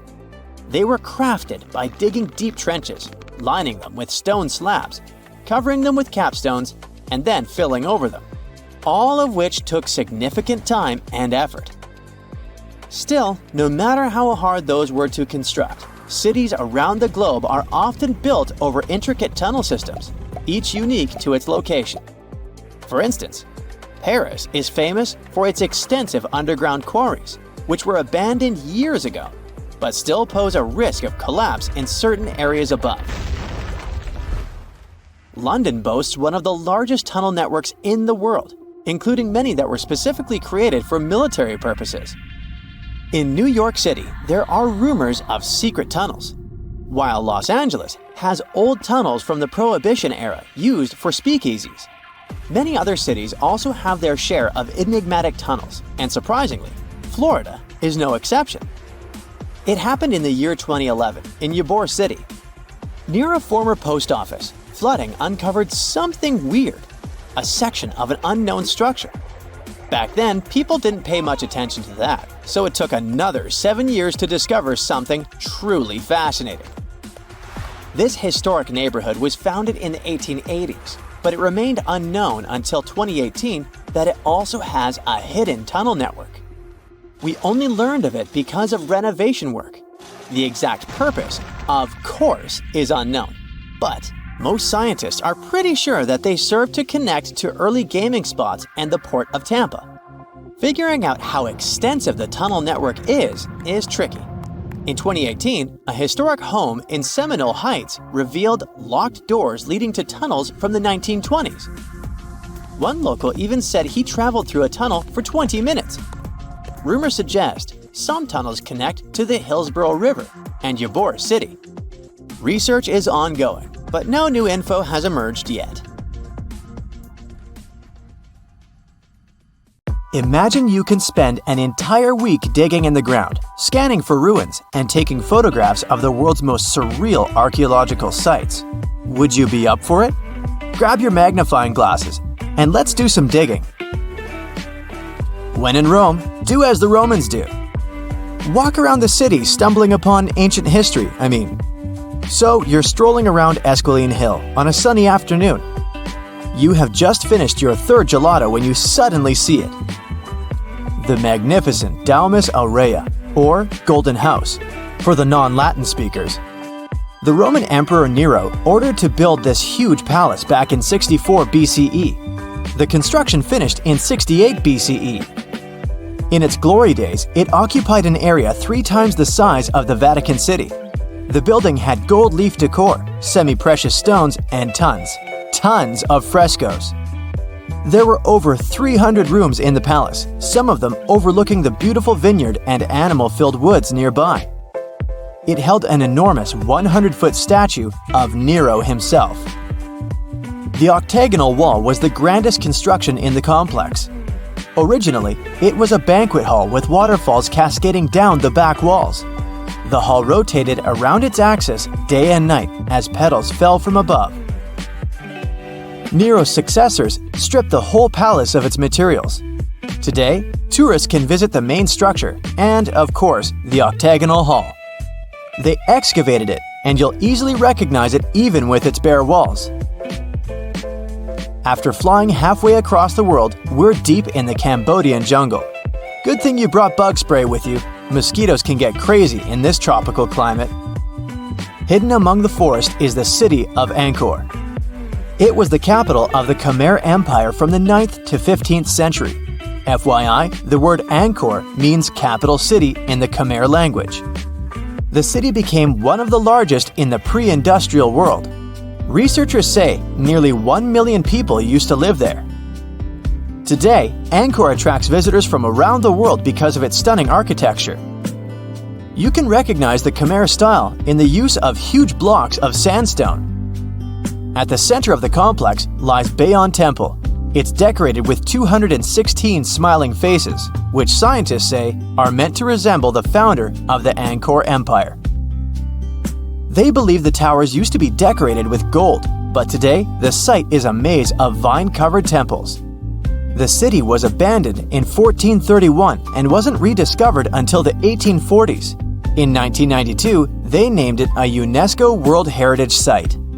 The United States is not usually synonymous with ruins, but here's one. In the mountainous state of Colorado lies the ancient home place of ancestral Pueblans. Throughout the Mesa Verde National Park, there are over 600 cliff dwellings built by the Pueblans around the 1190s. The Cliff Palace alone had over 150 rooms. It was a multi-story building of sandstone and mud mortar. To arrive at the balcony house, visitors had to climb a 32-foot ladder. There, you can see a mid-sized village of 38 rooms and 2 kivas. Kivas are traditional chambers built by Pueblans for ceremonial purposes. By 1300, the Pueblan occupation of the Mesa Verde ended. Thankfully, the site is open for visits now. If you like terracotta landscapes, you came to the right place. The city of Petra is a marvel of the ancient world. Located in Jordan's desert, the city was a commercial hub back in the 4th century BCE. The Nabateans, an Arab Bedouin tribe, lived in the so-called Rose City and thrived for many years, accumulating a significant amount of wealth. They invented an innovative water management system that made the region habitable. The rock-carved gate-like structure Petra is famous for is what is called the Pharaoh's Treasury. It stands at the main entrance to the site and is said to have a hidden treasure beneath it. In the early 2000s, the site was named one of the 7 new wonders of the world. All the way in South America, in the country of Guatemala, lie ancient Mayan ruins. The lost city of Tikal is a site made of 12,000 buildings, the remains of the capital of the ancient Mayan Empire. It is comparable in importance to London or New York.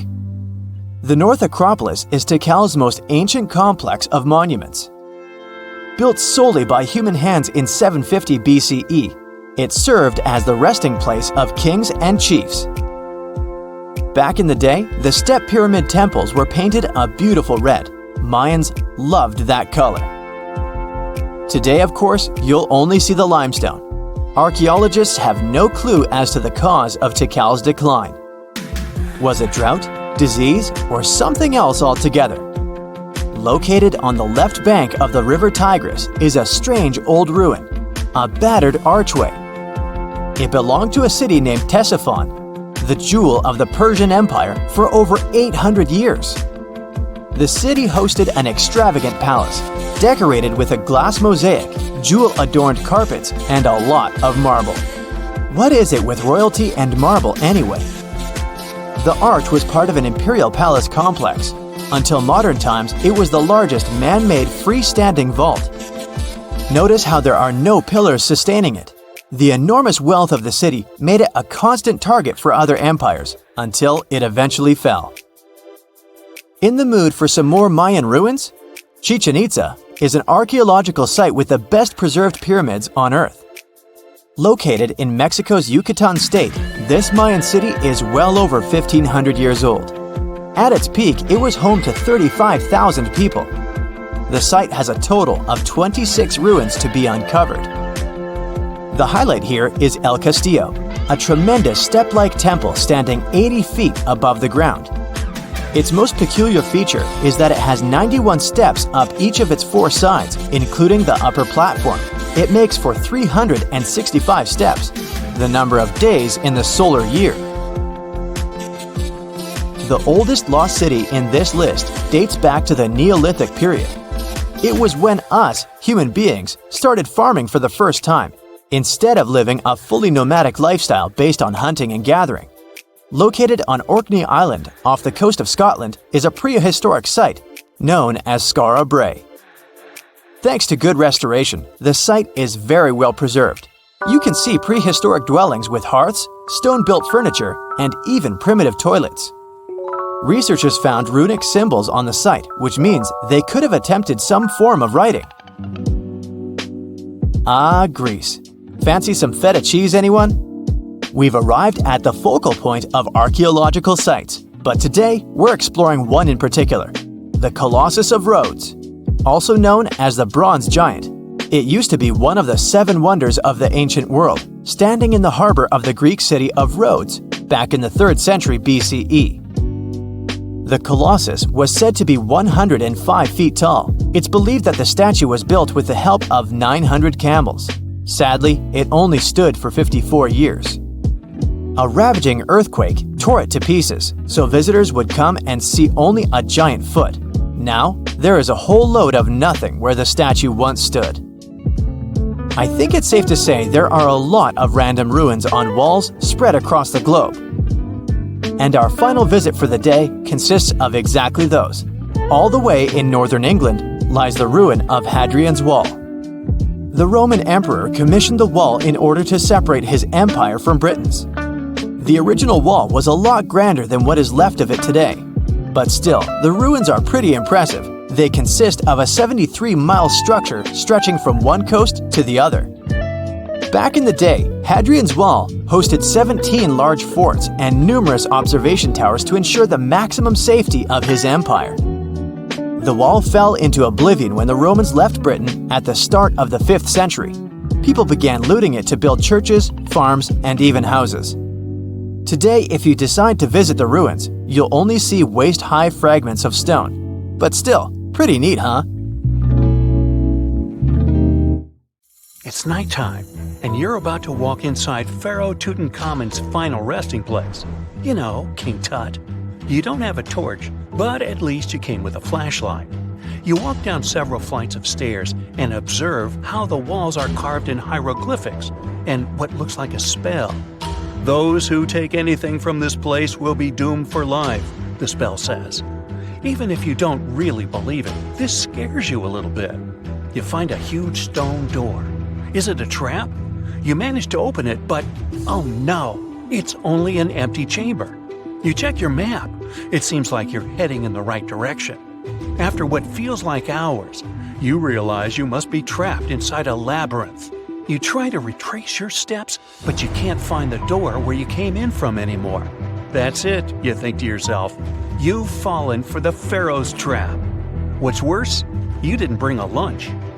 Okay, so we've all seen Hollywood movies where the main character is exploring ancient ruins and faces some seriously dangerous traps, right? We've been told Egyptian royalty protected their final resting places with venomous scorpions and snakes, sliding doors that will trap you for life, and giant rolling boulders that will crush anyone on their paths. The thing is, were these traps truly real? Well, I regret to be the one to break it to you, but this is all fiction. These elaborate traps were too technologically advanced for ancient civilizations to pull off. That is not to say, however, that there weren't any traps at all. Ancient civilizations, like the Egyptians and the Mayans, are known for their practice of building entire monuments dedicated to the ones who had passed away. These structures would often reflect the position of person occupied in society. So, for the really important people, the VIPs of their times, massive monuments were built to host their bodies long after they were gone. Some of these civilizations believed that a person's life would continue on the other side of the veil. For that reason, a person would be buried together with the belongings of their current life. If they had a lot of money and power and stuff, that meant their resting places would be filled with riches and gold. Now imagine if you lived in ancient Egypt and you knew exactly where all the pharaohs' tombs were located and had heard rumors of the amount of wealth kept in these places. Maybe you would be tempted to go check it out, right? We're talking about large rooms filled from floor to ceiling with golden artifacts, jewels, and even money. I mean, it does sound tempting. And since there weren't any security guards protecting the entrance of these places, Egyptians needed to get creative as to how they would protect these riches. These old civilizations found some traps to be useful. A recurring one was building empty rooms inside the monument to confuse a burglar. Now, let's take a look at Amenhotep III's final resting place as an example. It was built in the city of Luxor, in a spot also known as the Western Valley of the Kings. Two French engineers originally discovered the monument between 1905 and 1914 CE. The structure is huge and has more than 10 chambers, connected by long corridors and steep stairways. The King's Chamber is the most hidden one, and for an outsider to try and find it, they will probably enter a lot of empty rooms beforehand.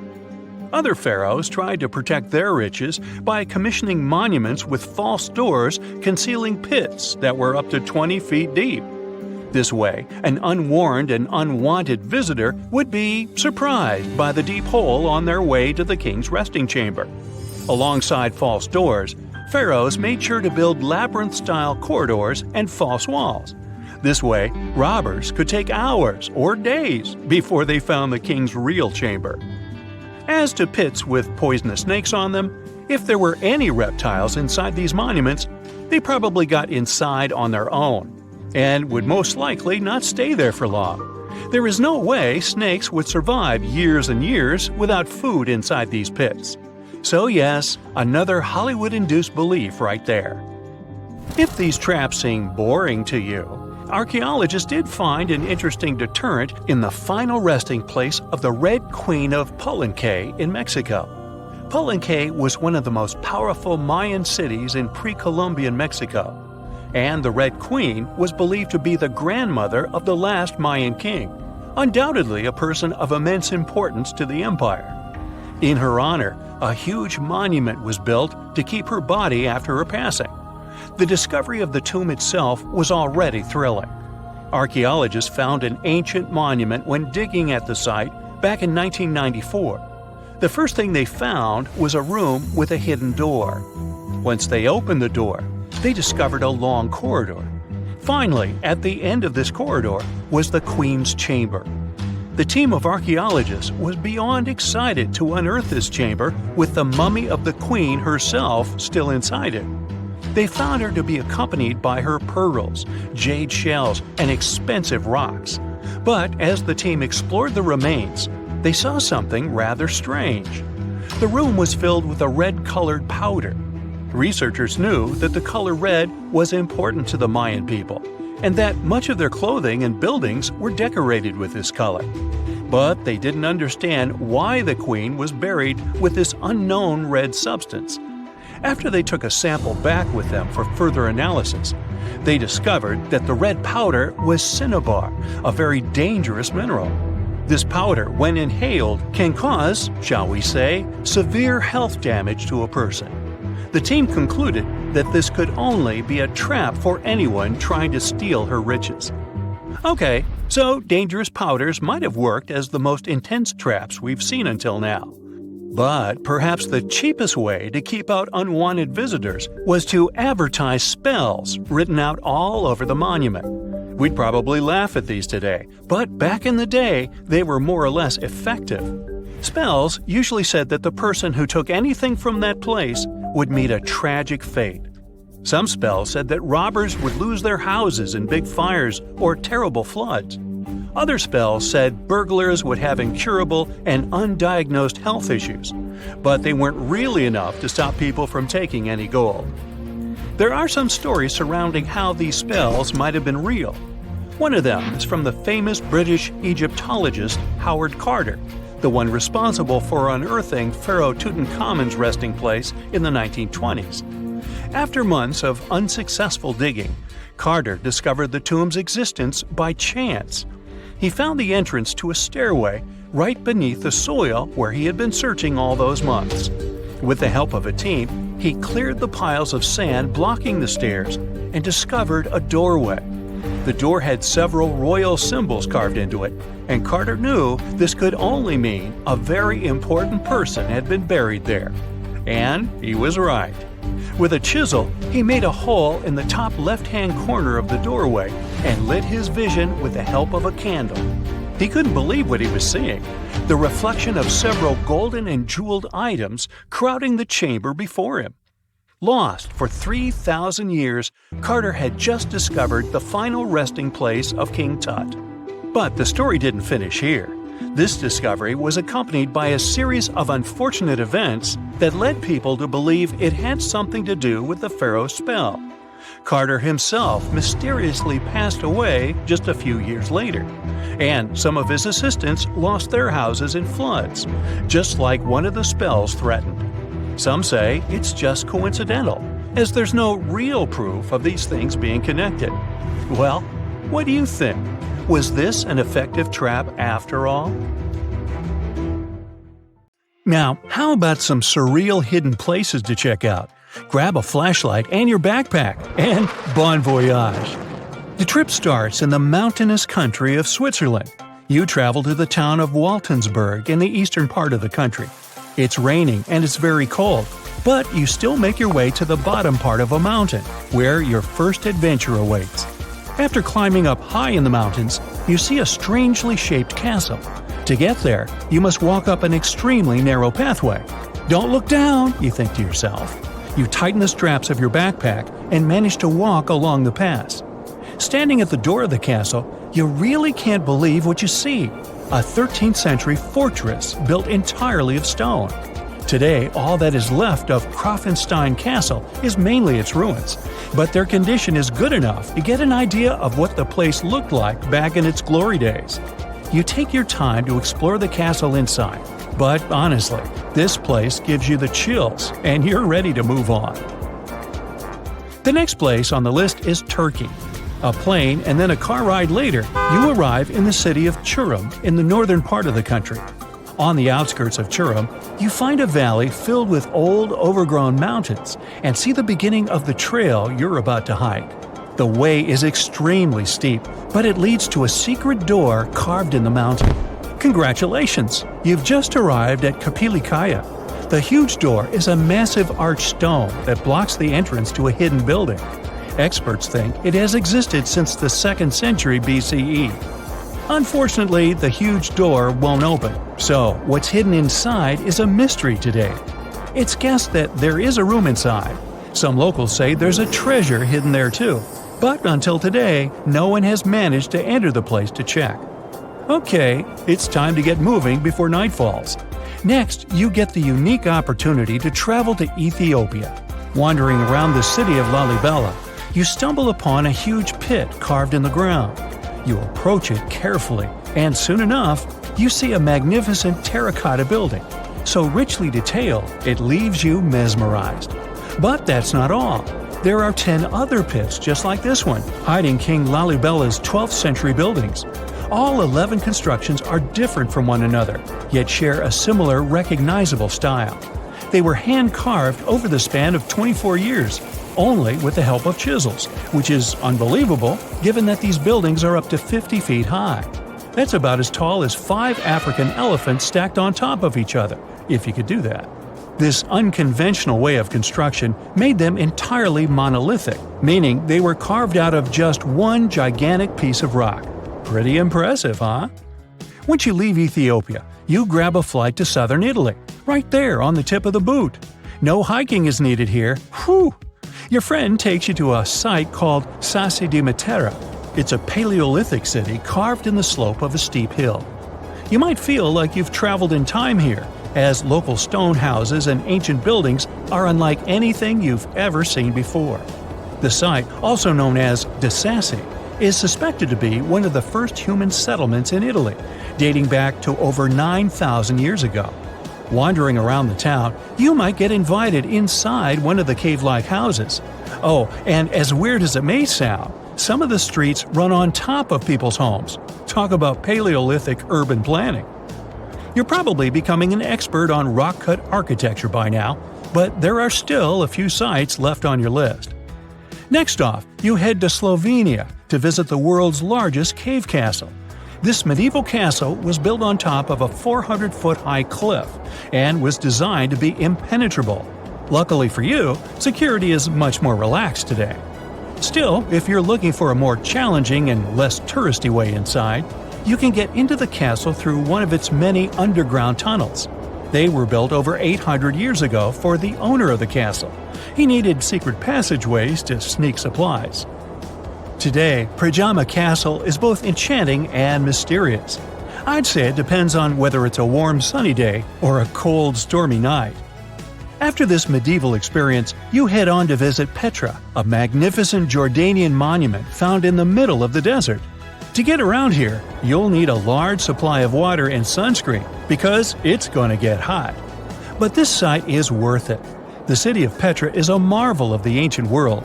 Back in the 4th century BCE, this region was a trading hub at the crossroads of commercial routes. Petra was a wealthy city, home to the Nabateans, an Arab Bedouin tribe that thrived in the region for many years. The rock-carved gate-like structure Petra is famous for is called the Pharaoh's Treasure. It stands at the main entrance to the site and is said to have a treasure hidden inside. You might feel tempted to check it out for yourself, but that's an adventure for another trip. For now, you hop on another plane ride, this time to the Americas. First, you visit the USA, more specifically, the mountainous state of Colorado. You make your way to Mesa Verde National Park. There, in between the greenery and abundant vegetation, you'll find over 600 dwellings built in the cave beneath the cliff, carved deep into the mountainside. This ancient village is now considered a heritage site. The local Puebloan tribe built it back in the 1190s.